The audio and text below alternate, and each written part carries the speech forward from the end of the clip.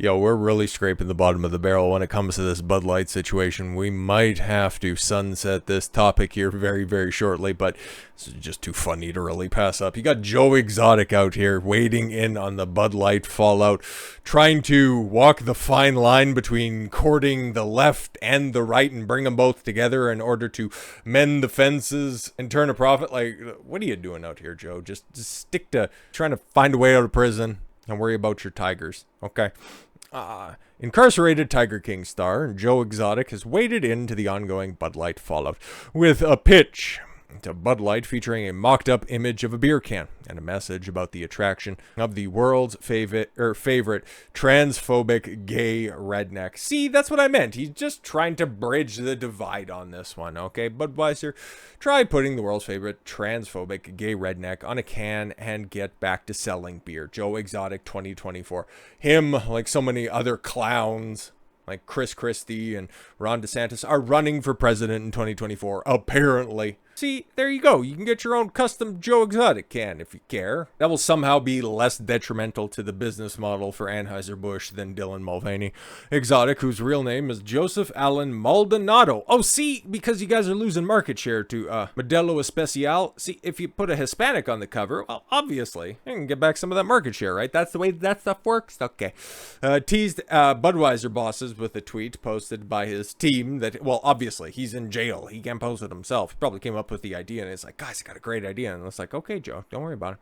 Hinted how its parent company Anheuser Busch could sell more beer as the customers turn away from Bud Light. In a tweet on Saturday, Maldonado's team said, Budweiser, try putting, we already read it, and that'd be 3 times. That's overkill. Maldonado was serving a 21-year sentence following a conviction in 2019 on multiple charges, including 2 counts of hiring hitmen to murder wildlife activist Carol Baskin.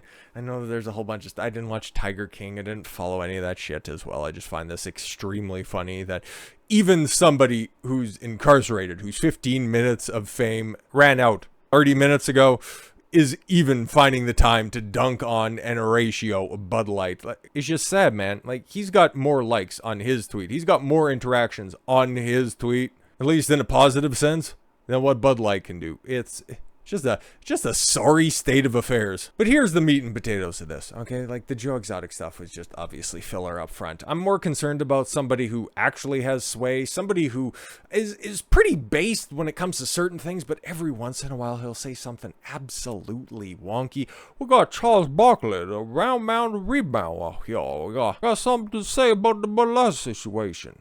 Charles Barkley sparks mega backlash after impassioned Bud Light defense.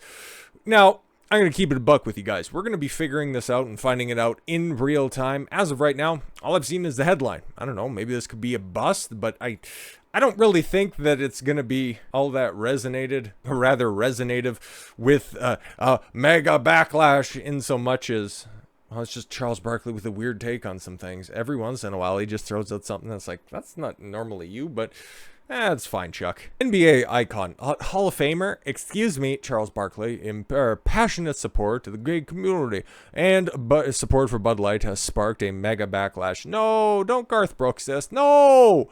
Barkley showed his support for the under fire Anheuser Busch brand during Nevada's American Century Championship at Eaglewood Tahoe Golf Course on Saturday. Okay. The basketball analyst appeared on stage at the event earlier this week and implored attendees to drink Bud Light. Yeah, that's about as popular as heading down to Qatar and saying that if you're getting too much sun on your head, just go ahead and put on one of these little hats. It'll help you block out the rays. So, okay, so far it's just a lot of hyperbole. I haven't seen the quote quite yet, but I see it's coming up. As the boycott following the company's decision to partner with transgender activist and influencer Dylan Mulvaney. Speaking to the crowd, Barkley said, I want all y'all to drink this fucking beer. I got 3 cases of Bud Light, and it only cost me about $1.50. $3.50 for the case. Like, okay, that's impassioned. If you're gay, bless you. If you're transgender, bless you. If you have a problem with that, fuck you. Yeah, this has never been an issue, okay? If you're gay, that's fine. If you're trans, that's fine. There's no risks associated with it. Hopefully that you fall in the 58%, not the 42. Again, it really doesn't much matter. But again, this is another one of these brainlet interpretations of the facts. Bud Light isn't pissed off because Dylan Mulvaney is trans. They're kind of pissed off because he's a grifter. No, it's that Bud Light thought that that would be a good spokesperson for their brand. And you had a bunch of conserva thoughts out there going, help, they're erasing women. And then you had a whole bunch of trad cucks come out and go, oh, we're gonna boycott Bud Light in order to simp for our queens. That was the entire gestation of that. And then Bud Light's and Anheuser Busch's continued dick tripping over all of the apologies, non-apologies, blaming, shaming tactics. It just continued to not work, and it just kind of became its own little self-contained boycott that was hilarious in and of itself. So yeah, no hate towards gays or trans. You do you. That's just a distraction tactic from the actual issue. Guys drink beer. Not wafy dudes, not girls. Guys overwhelmingly drink beer. Barkley's comments went viral on social media after being uploaded on Twitter by account Chris Evanson on July 14th and attracted 5.9 million views as of Sunday morning. The former NBA All-Star has been a longtime advocate for gay rights and publicly supported gay marriage in 2006. Okay, that's fine, man. Again, I would say that that was the beginning of the slippery slope, but all well-intentioned, not really understanding the full situation. And again, Charles Barkley isn't a fucking policy maker. He's a fucking sports analyst. I don't exactly anticipate the most thought-provoking of takes when it comes to issues like this. Well, Barkley's comments were met with praise online by pro-gay supporters. Both of them. There were a large number of mega supporters who reacted angrily. Maybe, I don't know, man, but okay. Sean Wood, who has more than 6,400 followers. I don't really know if that's one of the strong voices out there, but okay. If you have a problem with that, then F you, she says. Well, F you, you two times infinite. Oh, it's a chick? Well, of course. Emotional damage. Righteous Crusader. I only listen to a cocaine crusader. With 23,400 followers said, Christ is king, let's go. Oh, Charles Barkley cares nothing about the Bud Light controversy. He's a businessman who sees an opportunity, and only principle he has is money. Yeah, exactly. He's in fucking business. What did you expect? That's why this Bud Light situation is so fucking hilarious. It's almost like Anheuser Busch is allergic to money, the way that they've responded to this stuff. And there's a reason he's always talking about generational wealth. Oh my god, what are you accusing him of? Barkley did receive supports from other quarters, with actor Billy Baldwin tweeting, my brother didn't kill nobody, promise. Statements on gay and trans people has been viewed more than 450,000 times. Well, that's fantastic stuff. Musician Ricky DeVia simply wrote, damn right, that I'll take your word for it. Never heard of that before in my life. Bud Light found itself at the center of an ongoing debate over trans and gay rights in the United States. Again, they're trying to obfuscate from the actual problem, running cover for the big business that continues to see sales decline 28%. Still haven't seen those Independence Day numbers.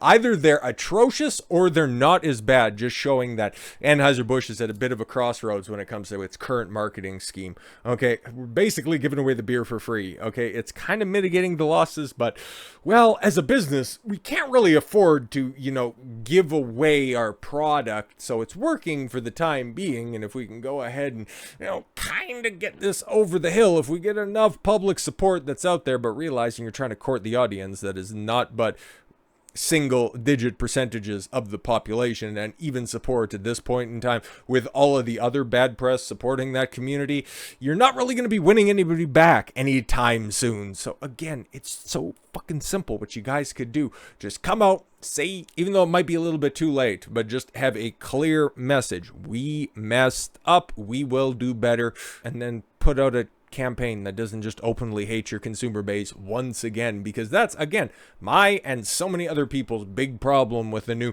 easy to enjoy summer, whatever dog shit they want to call that ad campaign. It still dunks on dudes, your primary consumer base. You openly hate them, so why didn't you expect that type of response? You knew that you were going to get the trolls. They were just going to go, tranny fluid. But if it wasn't making every single guy in that video look incompetent while having the strong girl bosses carry the kegs, eat out the watermelon while the hurricane is coming, Meanwhile, the guys were just jumping on Coleman coolers like an elephant jumping on a chair while it sees a mouse scurry across the ground. Or a guy busts through a screen door because they're so incompetent. What's this? It's like film grain in real life. No, if you show a modicum of respect for your consumer base, they will reciprocate that tenfold, because guess what? People just don't want to be shit on. They don't want to be pandered to, but they also want to know that, their voices are heard. That is ultimately what this is all about, and that's why this situation continues to go on day after day, week after week, and at this point, month after month. And if they don't play their cards right, and if they don't course correct appropriately, year over year. So with all that said, thank you all very much for the gift of your time. I've been Don Consuelo. I want you to follow your gut and get after it. Take care, everyone.